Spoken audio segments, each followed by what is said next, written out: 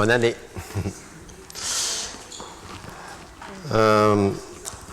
En arrivant dans la voiture tout à l'heure avec mes nièces, on écoutait des chants de louanges pour venir au culte.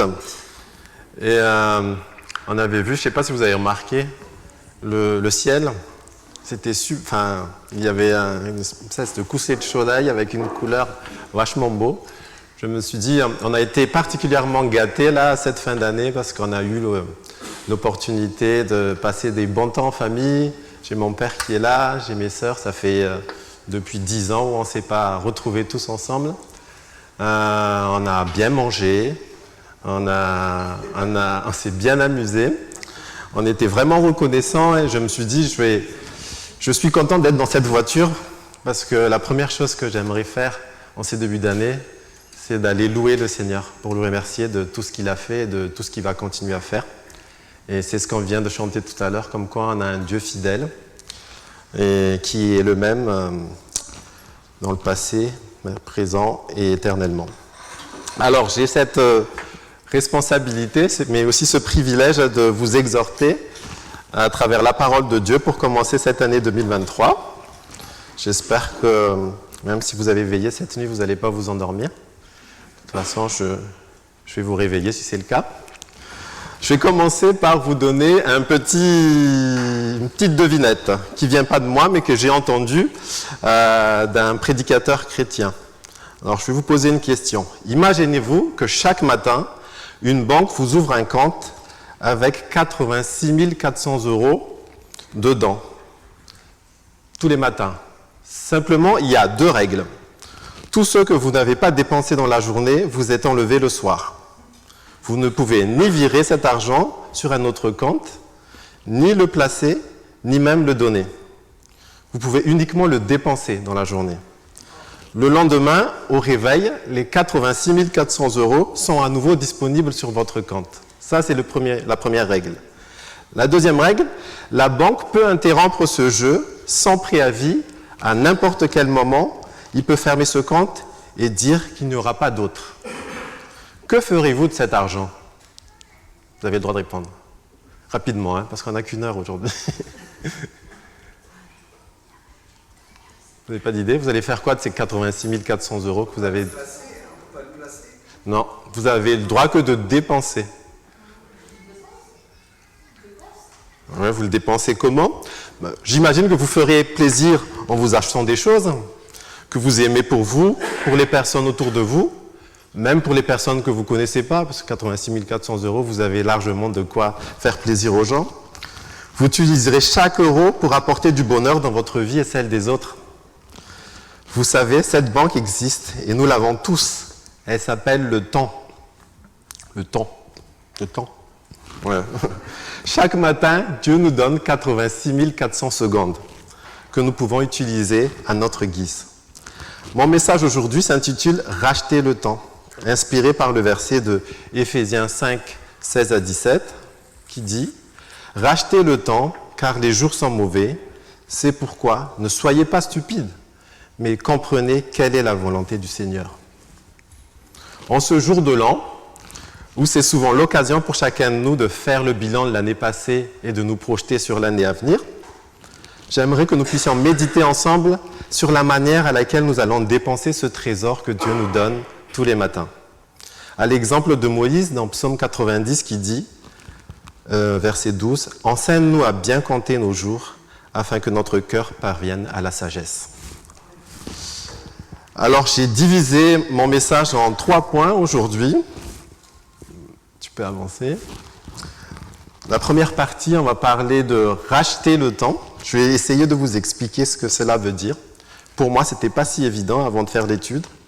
Après, je vais vous parler du fait que, expliquer pourquoi les jours sont mauvais. Et enfin, pour finir, on va essayer de comprendre la volonté du Seigneur dans la manière dont nous allons gérer ce temps que Dieu nous donne. Un frère qui est dans cette salle m'a partagé cette semaine qu'il a enseigné les enfants et il avait enseigné les enfants et à la fin du cours, il a demandé aux enfants d'apprendre un verset biblique pour la session suivante. Un enfant de 6 ans Lui alors répondit qu'il n'allait pas avoir le temps. C'est fou que de nos jours, même dès notre enfance, nous avons l'impression de courir après le temps, d'être toujours débordés, comme si les journées se sont raccourcies ou que les secondes s'écoulent plus vite qu'avant. Pourtant, nous sommes censés pouvoir gagner beaucoup de temps dans nos tâches quotidiennes et nos activités, notamment grâce à toutes les évolutions technologiques qu'il y a autour de nous. Les appareils électroménagers, les machines à laver, les micro-ondes, tout ça, ça n'existait pas du temps de nos générations précédentes.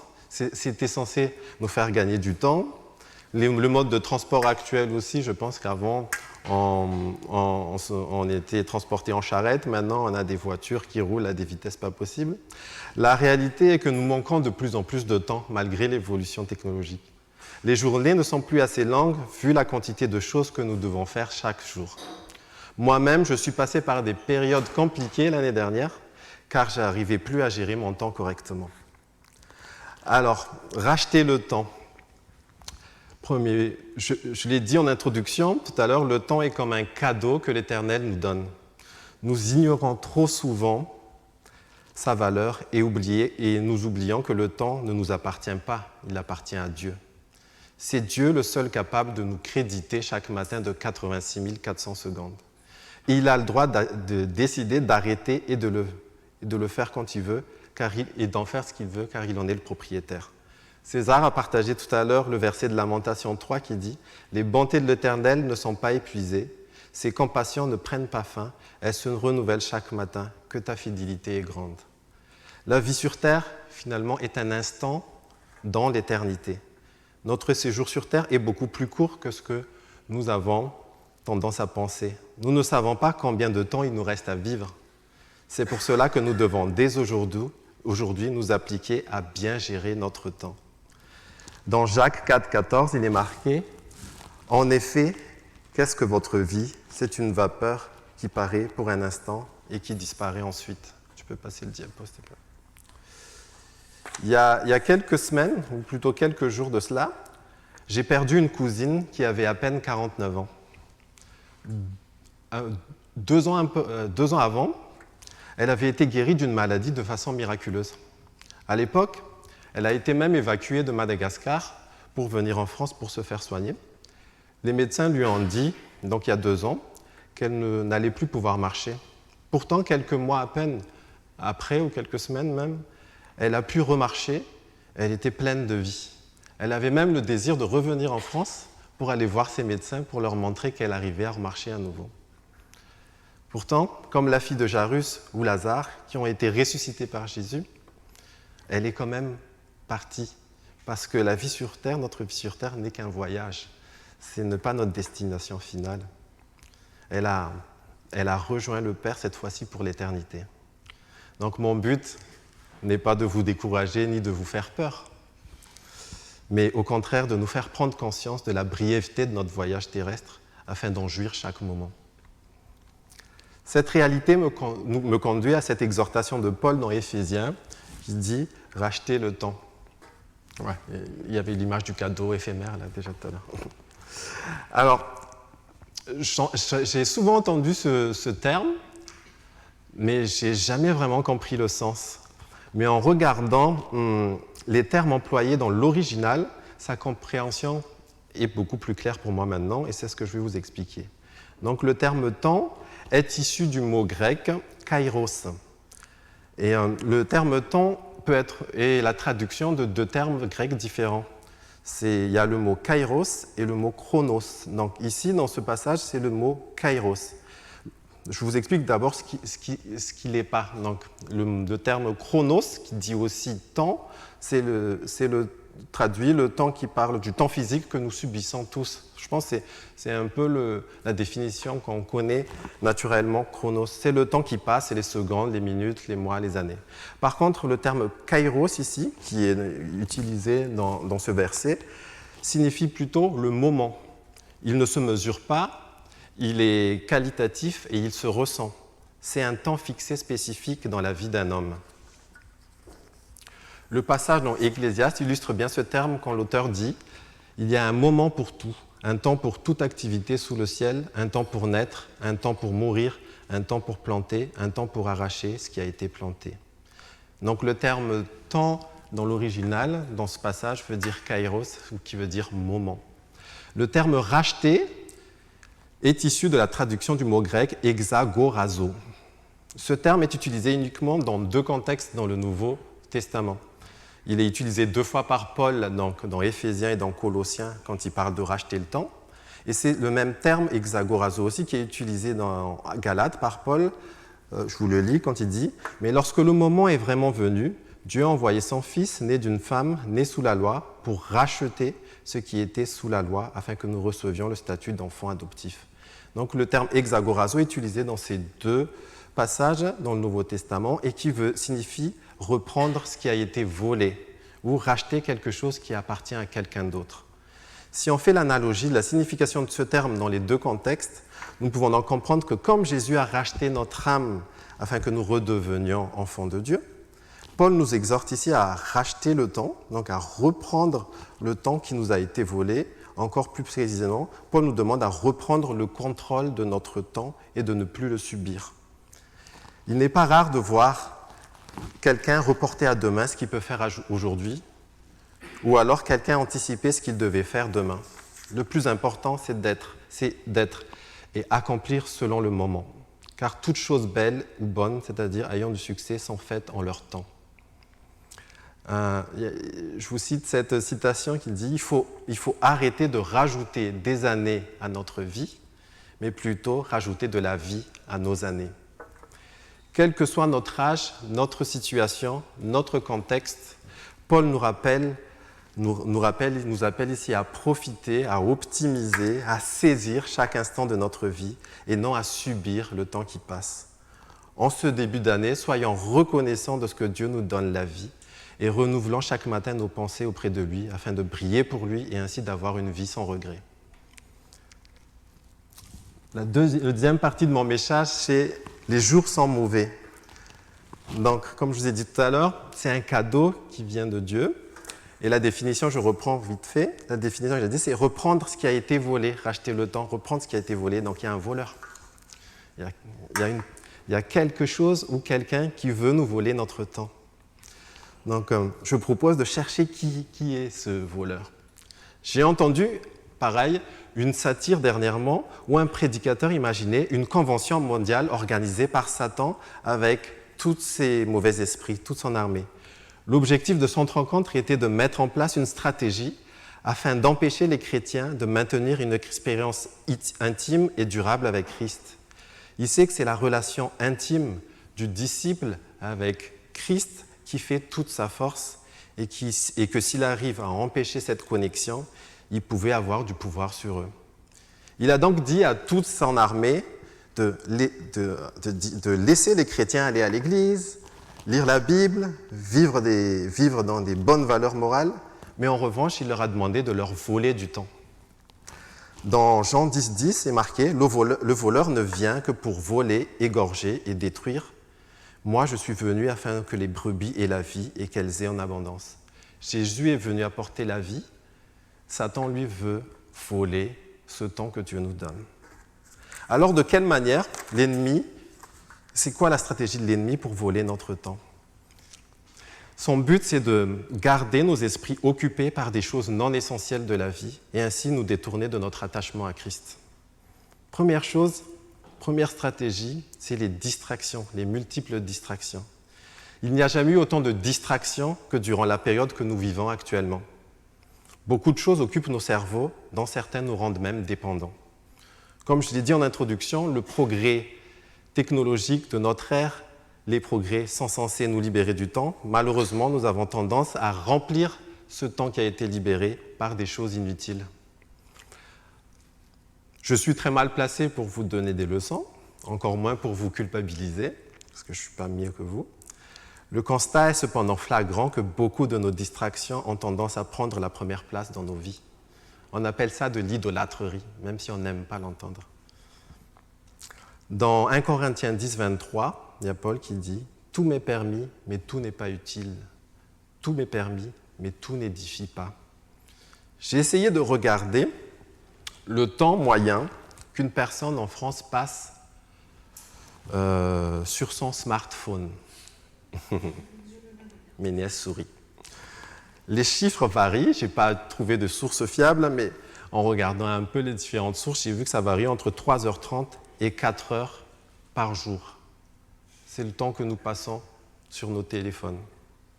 Encore plus impressionnant, lors d'une conférence, j'ai appris que 10% des jeunes entre 15 et 24 ans passent plus de 5 heures par jour rien que sur les réseaux sociaux. Et aucune génération n'est épargnée. Pour les personnes qui ne sont pas très familiarisées aux réseaux sociaux, j'en fais partie, les chaînes de télévision qui diffusent en boucle des informations prennent le relais. À côté de cela, il faut rajouter le temps que nous passons pour passer devant les séries télévisées, Netflix, ou d'autres, les vraies distractions que nous avons à l'heure du numérique. Il n'est pas étonnant que nous n'ayons jamais le temps de faire quoi que ce soit, notamment de prendre du temps de qualité avec Dieu. Mon encouragement ce début d'année est de nous auto-examiner, chacun, pour discerner les distractions qui sont susceptibles de nous dominer et qui nous éloignent de Dieu. Comme Paul le dit, le verset que j'ai dit à l'instant, tout nous est permis, mais tout n'édifie pas. Nous pouvons ensuite avoir le courage de couper certaines d'entre elles avec l'aide de Dieu. Donc il y a les distractions. L'autre stratégie de l'ennemi pour nous détourner de l'essentiel, c'est la routine quotidienne et le confort de vie. Une autre stratégie que l'ennemi donc utilise, c'est l'endormissement, la technique de l'endormissement spirituel par la routine et le confort. Cet aspect est plus subtil et plus difficile à démasquer dans nos vies. Certainement que vous êtes comme moi, lorsque tout va bien, c'est-à-dire le travail va bien, nous avons une bonne église, nous avons une bonne santé, nous ne voyons pas le temps passer. Les jours et les semaines défilent à un rythme effrayant. Ça me fait penser à l'histoire des 10 jeunes filles qui attendent le marié en Matthieu 25, versets 1 à 13. Je vous explique rapidement le contexte pour comprendre l'illustration. À l'époque, le marié avait pour tradition de se rendre chez sa future épouse pour la cérémonie de mariage. Puis il retourne chez lui avec tous les invités pour célébrer la noce qui pouvait durer jusqu'à 1 semaine. Parmi ces 10 jeunes filles correspondent plutôt aux demoiselles d'honneur donc, qui vont suivre le cortège lorsque le marié part de la maison de son épouse pour revenir chez lui célébrer les noces. Donc, dans l'histoire ici, sur ces 10 jeunes filles, il y en a 5 qui ont pris, ils avaient toutes chacune une lampe, il y en avait 5 qui ont pris des réserves d'huile pour garder leur lampe allumée, et il y en avait 5 autres qui n'ont pas pris de réserve d'huile. Le marié, se faisant attendre, elles s'assoupirent toutes et finirent par céder au sommeil. La moitié d'entre elles ont pu participer à la fête parce qu'elles avaient gardé leur lampe allumée, l'autre moitié ont loupé la fête parce que lorsque le marié est venu, elles sont reparties pour rechercher de l'huile, pour remettre de l'huile dans leur lampe. Ces 5 jeunes filles, avec les réserves d'huile, on les appelait les sages. Nous devons nous tenir prêts à tout moment au retour de Jésus. Nous avons chacun la responsabilité de garder notre lampe allumée et nous ne laissons pas dormir par les préoccupations quotidiennes. Le meilleur moyen de rester éveillé est de nous ressourcer quotidiennement auprès de Jésus.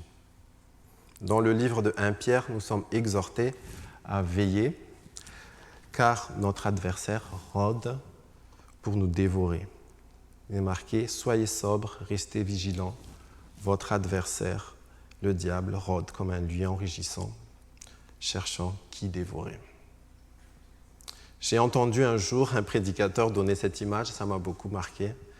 Au réveil, nous avons le choix pour commencer notre journée, soit en fumant une cigarette, en buvant un verre de coca, en remplissant nos pensées des multiples informations que nous trouvons sur nos téléphones ou à la télé, ou commencer notre journée en priant et en méditant la parole de Dieu.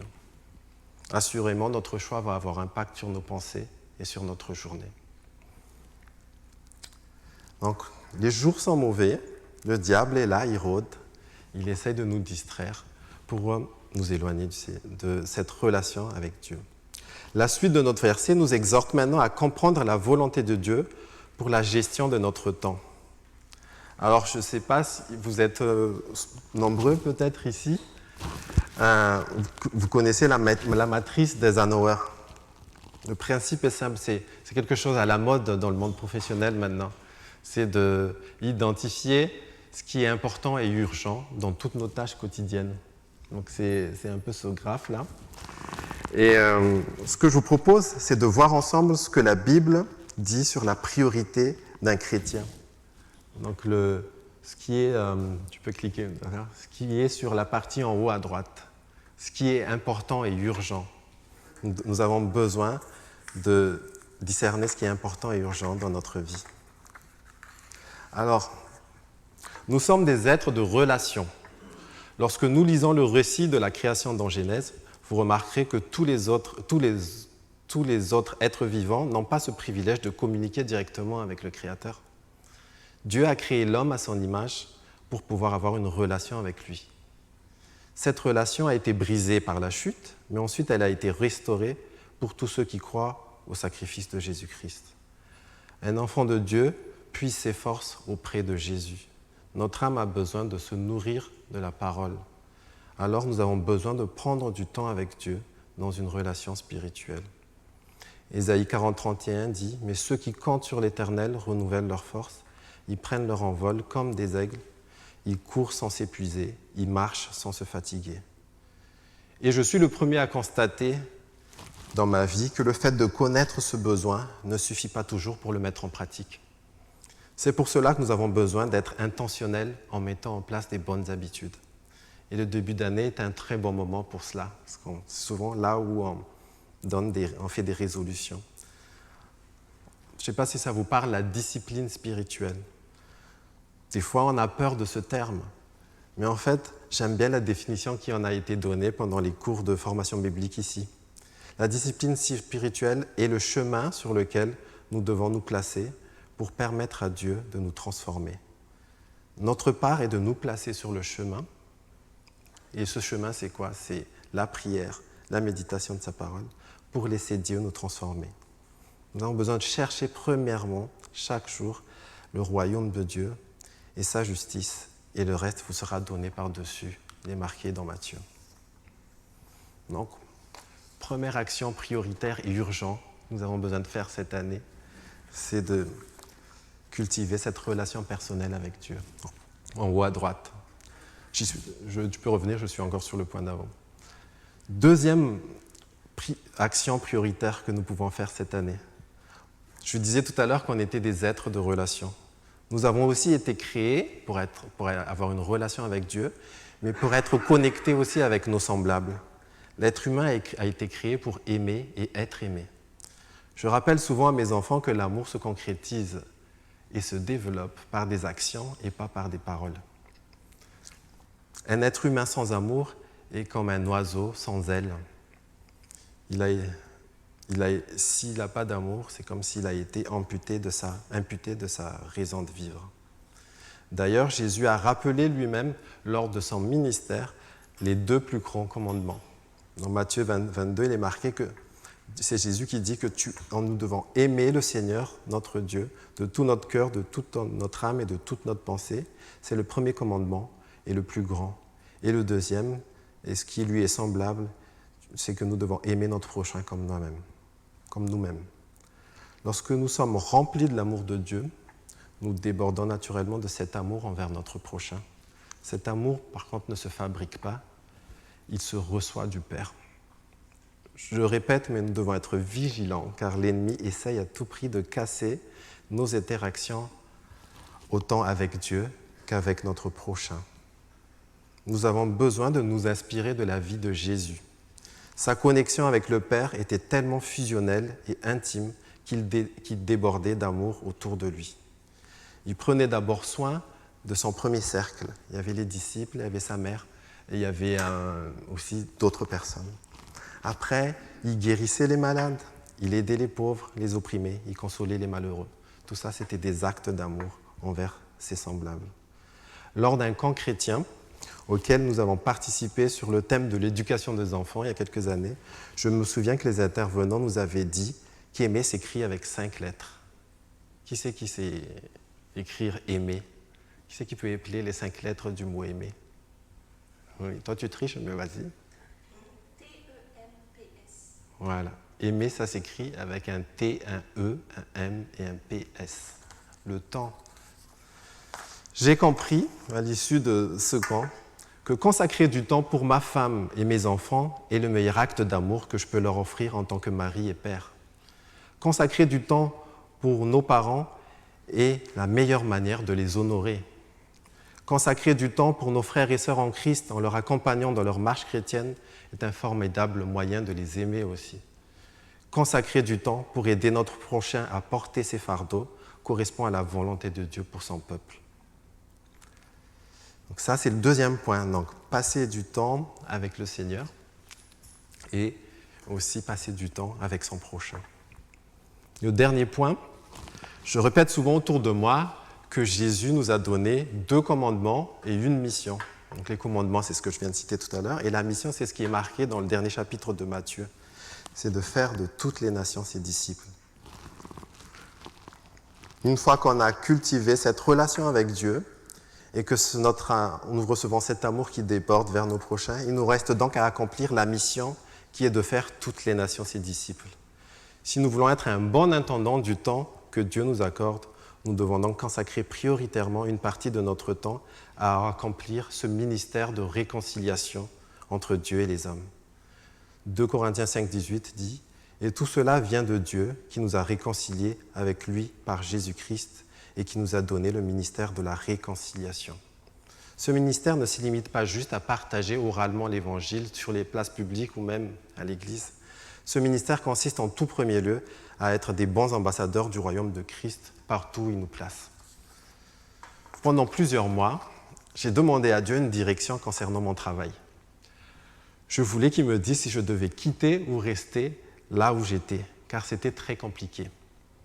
J'ai compris bien après que Dieu ne donnait pas d'importance sur le type de travail que j'effectuais. Ce qui lui importait, c'est la manière dont je le faisais. Est-ce que nous sommes remplis de paix, de joie, d'amour, là où nous sommes?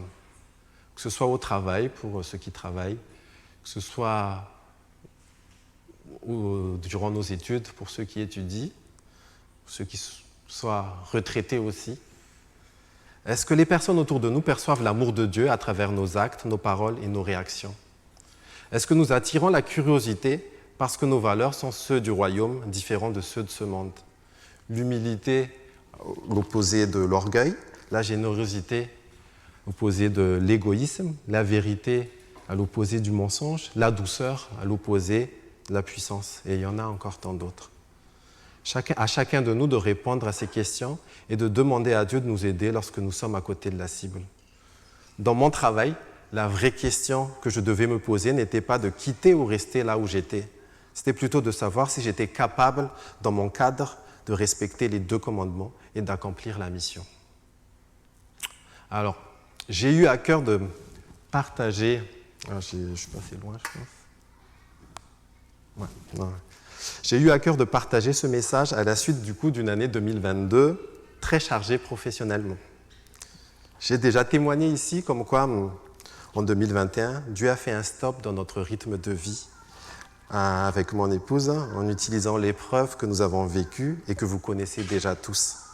La semaine dernière, lorsque Fand a eu ses vertiges, nous avons compris que c'était une piqûre de rappel de la part de Dieu, une manière de nous demander des comptes. Qu'est-ce que vous avez fait du temps que je vous ai donné en plus depuis l'année dernière? Chaque jour ici-bas est un cadeau de sa part. Est-ce que le stop de 2021 a porté ses fruits? Est-ce que vous avez mis en place des actions pour revenir à l'essentiel? Un prédicateur a illustré un jour que notre vie sur Terre représente le bout d'une corde par rapport à l'éternité qui, elle, correspondait à une corde qui peut faire plusieurs fois le tour de cette pièce, ou même le tour du quartier. Et C.S. Lewis dit un jour, « Si vous étudiez l'histoire, vous constaterez que les chrétiens qui ont le plus agi dans le monde présent étaient ceux qui pensaient le plus au monde à venir. Trop souvent, nous sommes trop occupés par la vie et nous nous éloignons de celui qui est la vie. Je veux conclure ce message avec 2 exhortations pour que nous puissions avoir une année sans regret et une vie sans regret. Souvenons-nous que notre pèlerinage sur terre est bref et qu'à la fin, nous devons rendre des comptes à Dieu de ce que nous aurons fait du temps qu'il nous a donné. Saisissons chaque moment.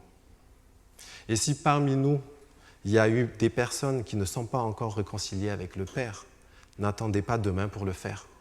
Notre vie appartient à Dieu. Il peut la reprendre sans préavis. Amen. Je prie. Père éternel, nous te remercions encore de cette nouvelle année que tu nous donnes. Oui, c'est toi qui es maître du temps et qui es propriétaire de notre vie. Nous savons que chaque jour que tu nous donnes est un privilège et nous ne voulons pas l'oublier, Seigneur. Merci encore de nous donner cette occasion aujourd'hui de célébrer qui tu es, de nous rappeler que tu es ce Dieu fidèle envers lequel nous pouvons nous appuyer.